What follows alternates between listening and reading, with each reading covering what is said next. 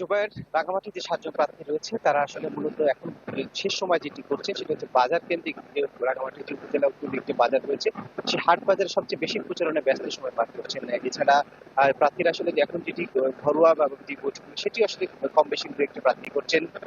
আমরা দেখেছি সকালবেলা যে বিএনপি প্রার্থী তিনি আসলে ঘরোয়াভাবে যে নির্বাচনী মাঠের যে প্রস্তুতি সেটি আসলে বেশি গুরুত্ব দিয়েছেন। অন্যান্য যে প্রার্থীরা রয়েছে তারা আসলে হাট বাজারে প্রচারণা করছেন। আমি একটি বিষয় জানিয়ে রাখতে চাই সাথে যে রাঙামাটির যে ২০টি হেলিস্টিক কেন্দ্র রয়েছে সেটি আসলে দুর্গম পাহাড়ে হওয়া এবং এখান থেকে হেঁটে যাওয়া বা সড়ক পথ না থাকায় সেসব দুর্গম কেন্দ্রগুলোতে ইতিমধ্যে সরঞ্জাম পৌঁছানোর কাজ শুরু করেছে। আজকে ৪টি কেন্দ্রের সরঞ্জাম পাঠানো হয়েছে। আমরা এই বিষয়ে কথা বলেছিলাম রিটার্নিং কর্মকর্তার সাথে। তিনি যেটি বলছেন যে এসব জায়গাগুলোতে আসলে পায়ে হেঁটা বা সড়ক যোগাযোগ না থাকায় সেই ধাপে ধাপে বাকি কেন্দ্রগুলোতে আসলে নির্বাচনী সরঞ্জাম ও লোকবল পাঠানো হবে বলে জানিয়েছেন।